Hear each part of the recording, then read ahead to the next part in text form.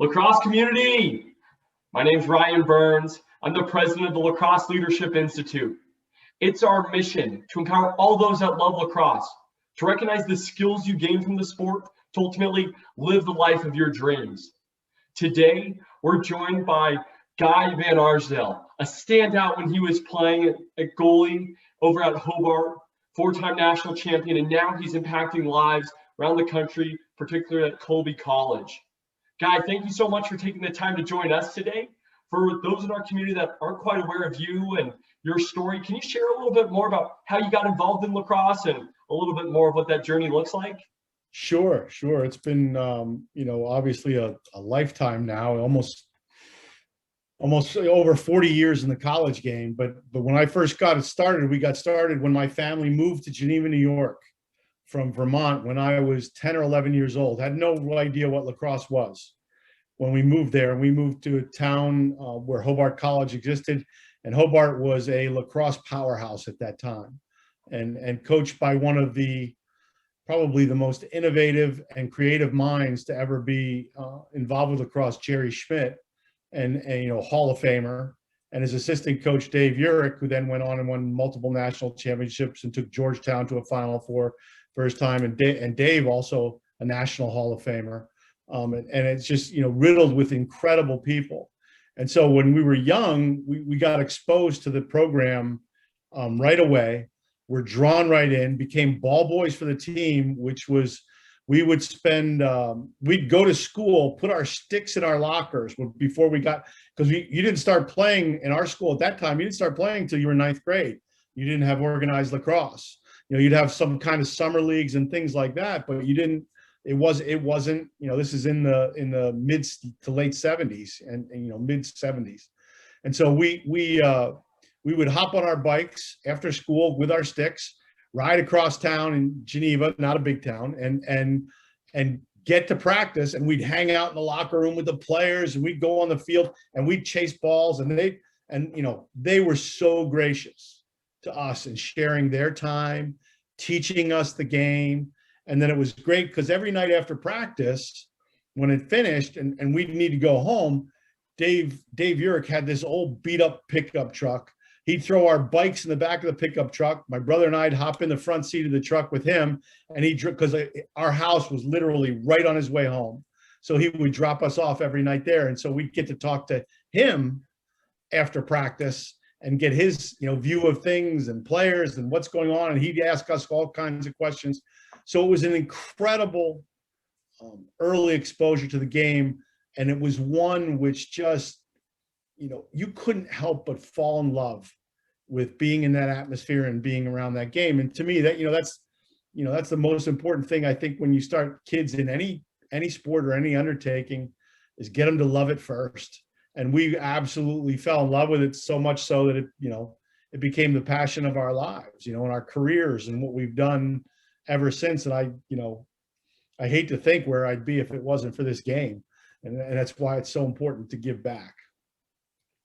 I can see that the love is there, and that's a foundation that allows you to keep showing up time and time again. We've spoken about grit before in this conversation and how you get really good, but it starts with that spark of passion. And it's so fascinating to hear how it started for you and your brother and your family. Now, throughout the last 40 years of coaching, or whether it was playing, do you have a couple pinnacle moments, or does any moment in particular highlight itself? I think it's funny because I think those pinnacle moments tend to change year to year, and not because there were new pinnacle moments, that just happen, but because I change. I get older, and things that I value, and things that I can look back at life and really kind of recognize the things that are truly impactful, the people, the mentorship you were fortunate to be, to have come your way.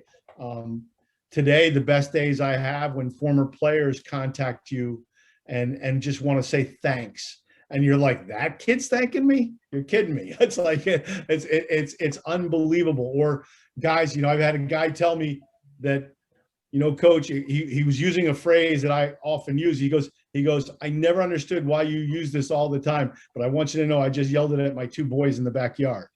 So those become pinnacle moments. And of course, there's great games, games where, coaching games where winning quarterfinals to go to national semifinals to compete for national championships as a coach and as a player, winning national championships and, beating the North Carolinas and the Syracuses and the Cornells and those things at that time. So there's just so much of it, but maybe even more, as you get older too, I think it's looking back at the people and being just so grateful for the teammates you were around, the guys that you still share lives with. And even though maybe I don't talk to one of those teammates for a couple of years, but the minute you're in the same room, you're right back there. You're right back in the locker room. You pick up right where you left off.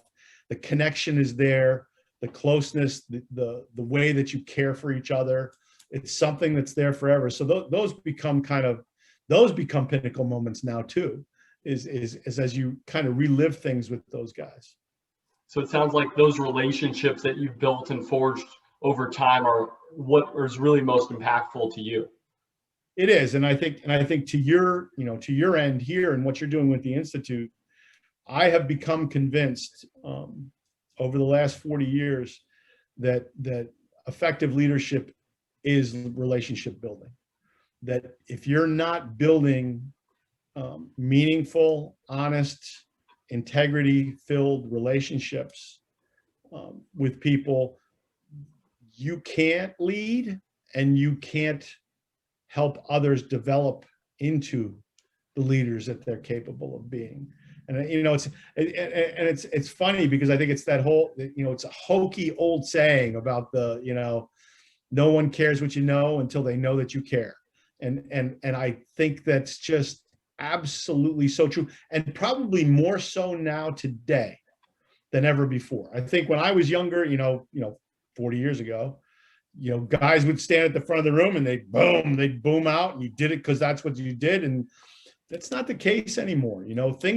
Our culture has so changed. I think that there's a great author, Tim Elmore, who writes, he runs an organization called Growing Leaders.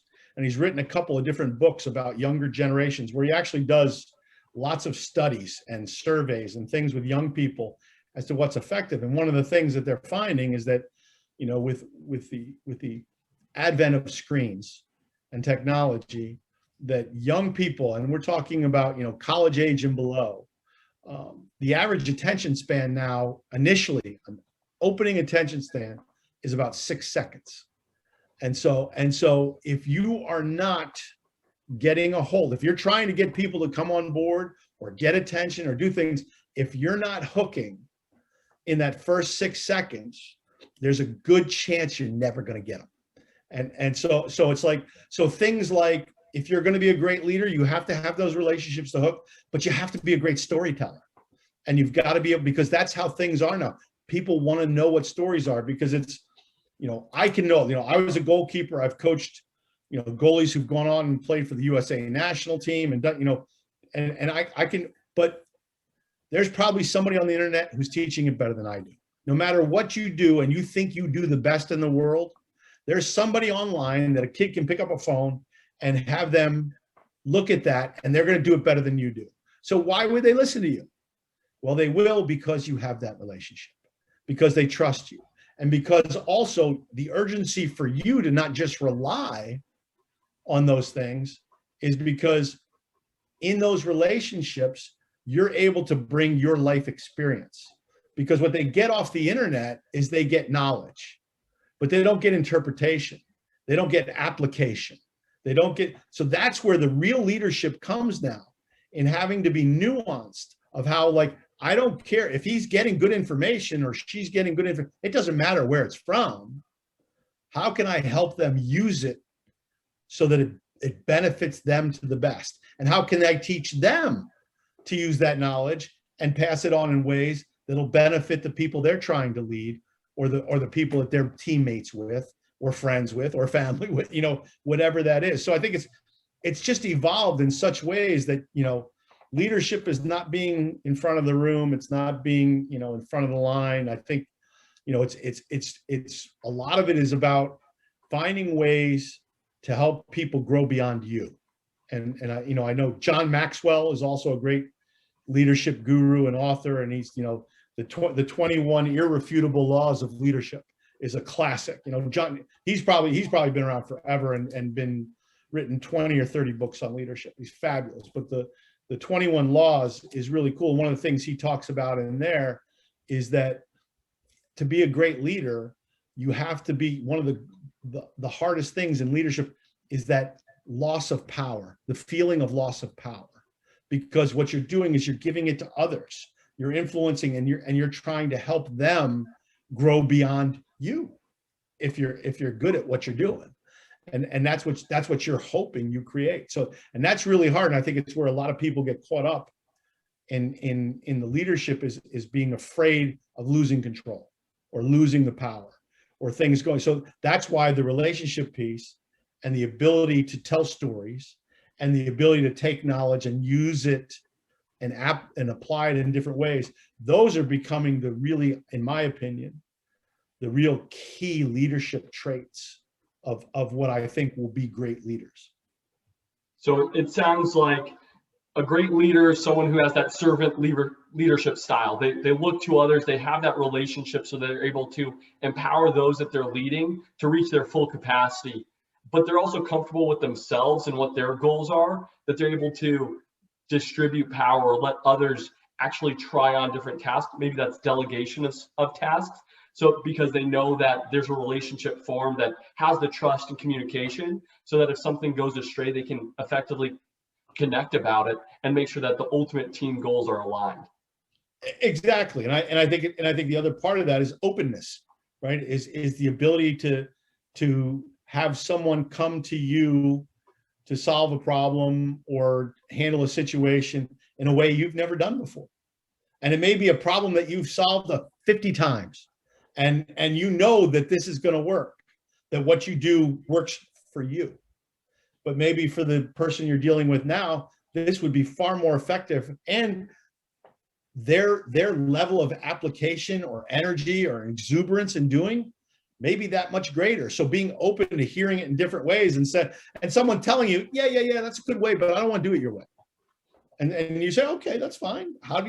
Which is hard. That's hard. What do you mean you don't want to do it my way? And that can be really difficult when you feel like, well, let me tell you why you will do it. That's the old way was, I don't care what you want to do. You're going to do it my way. But now it's a matter, okay, tell me why your way is good. Let's talk about how it's going to work. Tell me how it's going to work. And I think that's the part that's that Tim Elmore, he talks about that young people today, they don't need a sage on the stage, but they need a guide at their side.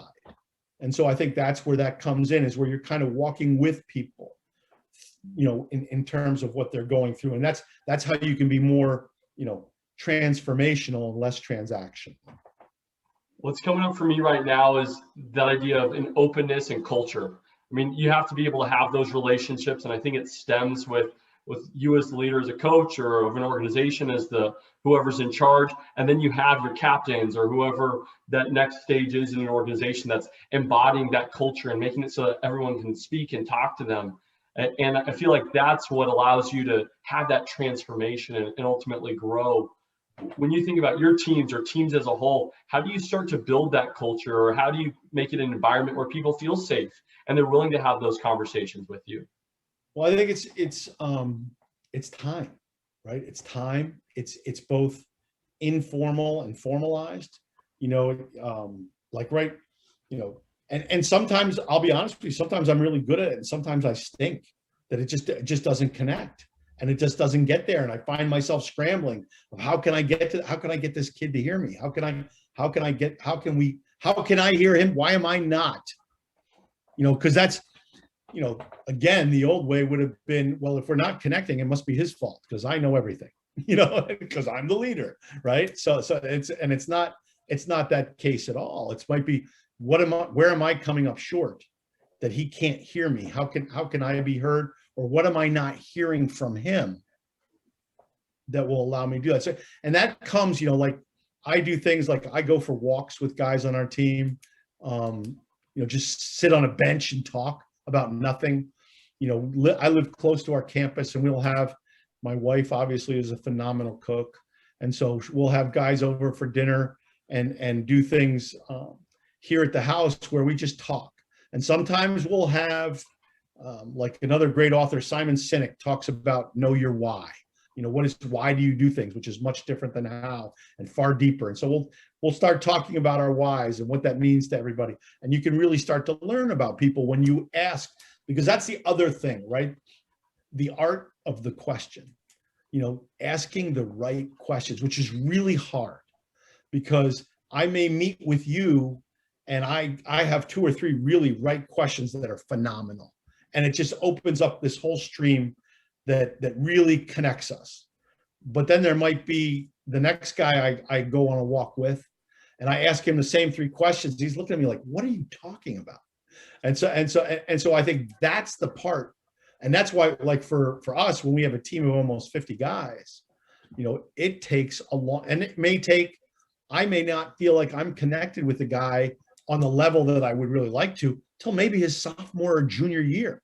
I mean, we have relationships, and it's like there's strata of relationships that you have. And some kids, honestly, some kids I never connect to, and usually that's probably my fault. But overall, what's important, to your earlier point, is that they connected to one of the captains, or they connected to an assistant coach. And so that brings them into our culture and into what we're trying to do and into believing each other in enough. And again, that's to our point about leadership, is that there's more than one avenue into that. And so, and you can't control, you can try like crazy to control all those avenues, but you're never going to succeed. And you'll end up probably just screwing it up royally. And so you have to be, and it's hard, man. It's hard. It's hard on your ego. It's hard on, because if you're responsible for it, it's hard to say, okay, you guys go do that. I'm going to let you do, that can be difficult. But I think it's one of those things that when you find, I think those people who are successful leaders, they have the ability to do that more often than not. A few more things are coming up for me, Guy. I just love the idea of the accountability that you mentioned. When you weren't able to form a relationship, you say, probably on me. I think great leaders take on that extreme ownership, but you also control what you can control. There's a lot of things on the outside that sometimes you have no control over. So we don't want to use our energy or try to overcommit in those areas, because it comes down to who we are and how we can show up big for others. And I want to just reach back to what you're talking about from Simon Sinek and that why, because that usually is what motivates us, what gives us that grit. I know you love lacrosse, but what's motivating you right now, or what is your why? Well, I mean, to put it very succinctly, my why is to be involved in young men's lives at a point where, if they come to Colby College, they're getting one of the finest liberal arts education you can find in the world. It's an incredible academic institution. It's great. And I feel confident our faculty's got that. They don't need my help there, right? If I could, which I can't help them there. But what I want to be able to do is that because a young man gets involved in our program, that when he's done, he's going to be able to go out into the world, hopefully just be a much better man, a much better father, a better husband, a better contributor to our culture as a whole than if he hadn't been part of our program. And that he will take that and carry that with them. And it's the old, we want him to find his best version of himself. But we're looking, and we're fortunate too, when you're in college coaching, you recruit. So we recruit some, sometimes it may be coal, but we know there's a diamond there. Sometimes we also get some diamonds that we just polish a little more, so and we're able to do that. And so it isn't just what shows up for us.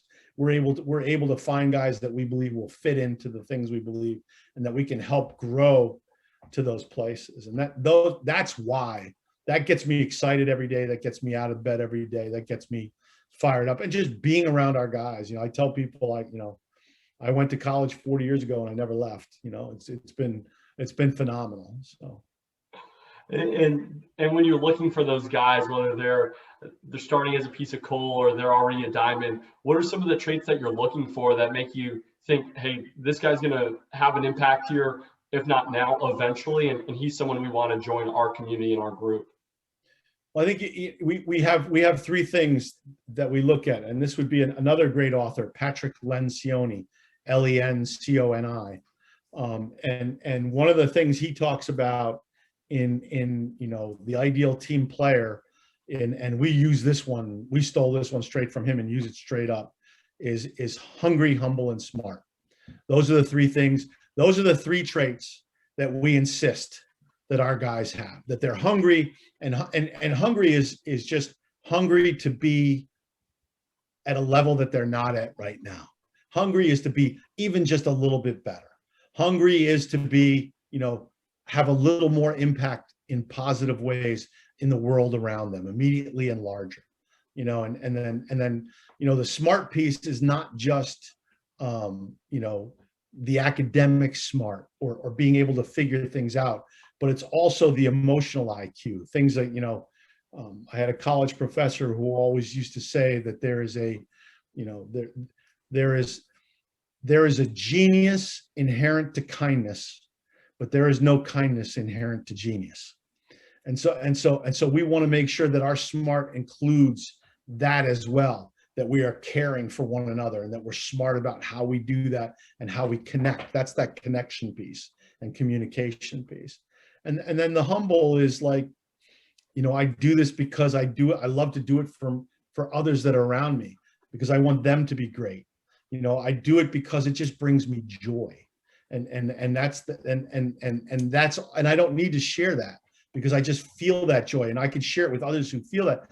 And that's the other thing. We always talk a lot about the difference between joy and fun or laughter or something's funny. Joy is a much deeper, more fulfilling, just kind of comes from somewhere in your soul, is where you feel and express joy, and I think it's much more than fun. And I think and that means that you're not always laughing out when you're experiencing joy. You're not always laughing out loud, but when you're there, it. You can definitely feel it, and it's an atmosphere that just is around you, and I think that comes from that love that you were speaking about before, and it just allows you to grow. As long as you can stay humble, hungry to be better, it allows you to really mold into the best version of yourself, which is what we love to lean in. And I know we're coming close to time right now, Guy, but would love to hear if you have any last thoughts or anything for the community that we have on lacrosse or leadership or how to become that best version of themselves. Yeah. Look, I am a lifelong learner. I believe in learning. I believe that if you think that you've learned enough and you have enough information, or even what you're doing, really well, you can always learn more about whatever it is you think you know. And I think I can't remember who said it, but even Marcus, if you go back and read Marcus Aurelius and you read the meditations of Marcus Aurelius, and he talks back then as the emperor of Rome, he talks about how great leaders are readers, and leaders read. Not all readers are leaders, but all leaders are readers. And it's not enough to read articles or something short. Read books, get into deep thought, get to things at levels that are more than cursory, and so find that author that really, for whatever reason, gives you a tingle, and then read the books, and go ahead and then read a different author and see where the comparisons are. Well, Guy, I know you have all these different quotes, and I have to ask, you said one of your old players said something to his kids, and it was one of your quotes. Is it something that you can share with us? But probably not. Okay. I was thinking it could be the case. Well, regardless, Guy, thank you so much for taking the time, being a part of our community, being such a huge impact for so many lives. Those ripple effects that the leadership has is something that we can tell brings you a lot of joy. And thank you so much again for being here. Thank you for the opportunity. I really enjoyed it, Ryan. Thank you very much.